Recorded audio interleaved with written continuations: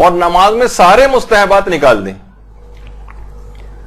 عام طور پر خواتین یا مرد حضرات بھی اتنی زیادہ چیزوں کو اپنے اوپر سوار کر لیتے ہیں کہ نہیں اذان و اقامت سمجھاتے سمجھاتے لوگوں کو اکثر ہم تھک جاتے ہیں کہ یہ واجب نہیں ہے، بلکہ واجب ہو جائے گا کہ آپ اذان و اقامت کو ترک کریں اگر وقت تنگ ہے. تو اس لحاظ سے ایک مختصر نماز پڑھنے کا طریقہ بھی آپ کو آنا چاہیے. اچھا یہ قضا نماز مختصر کا نہیں، یہ ادا اور قضا دونوں کو آپ چاہیں تو مختصر کر کے پڑھ سکتی ہیں. ڈائریکٹ آپ نے تکبیرۃ الاحرام کہی اور اس کے بعد الحمد کا سورہ پڑھا. اگر اتنا وقت نہیں ہے کہ دوسرا سورہ پڑھ سکیں تو دوسرا سورہ بھی چھوڑ دیجیے. اگر وقت بہت تنگ ہے تو دوسرا سورہ بھی چھوڑ دیں.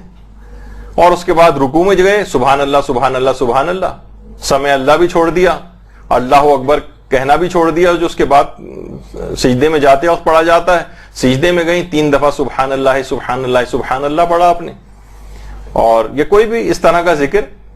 اور اس کے بعد استغفر اللہ کہنے کی بھی ضرورت نہیں، اس کی تکبیر کہنے کی بھی ضرورت نہیں، اور دوسرے سجدے کے اندر گئے. پھر اس کے بعد آپ کھڑے ہو کر صرف آپ نے الحمد کا سورہ پڑھا. وقت نہیں ہے تو دوسرا سورہ بھی چھوڑ دیا. قنوت جان بوجھ کر بھی چھوڑا جا سکتا ہے. مستحبات چھوڑتے ہوئے سارے آپ نے رکوع اور سجدے انجام دیے. اس کے بعد تشہد آپ نے پڑھا اور تشہد کے بعد صرف السلام علیکم کہہ دیا، بس نماز مکمل ہو گئی.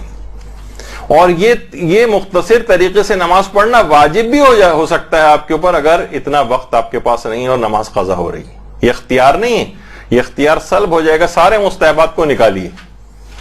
تو یہ بھی آپ کے علم میں ہونا چاہیے کون سی چیز مستحب ہے کون سی چیز واجب ہے. تو اس لحاظ سے مختصر ترین طریقہ یہ بنے گا. اچھا اگر کوئی 4 رکعتی نماز پڑھ رہے ہیں جس میں تسبیحات اربع پڑھنی پڑ رہی،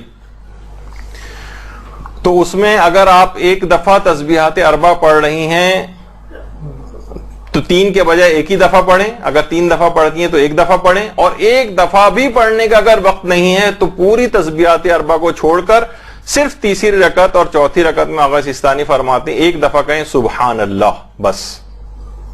اور اس کے بعد یعنی تیسری اور چوتھی رکعت کے اندر ایک دفعہ صرف سبحان اللہ کہیں، اور اس کے بعد رکوع سجدہ تشہد سلام.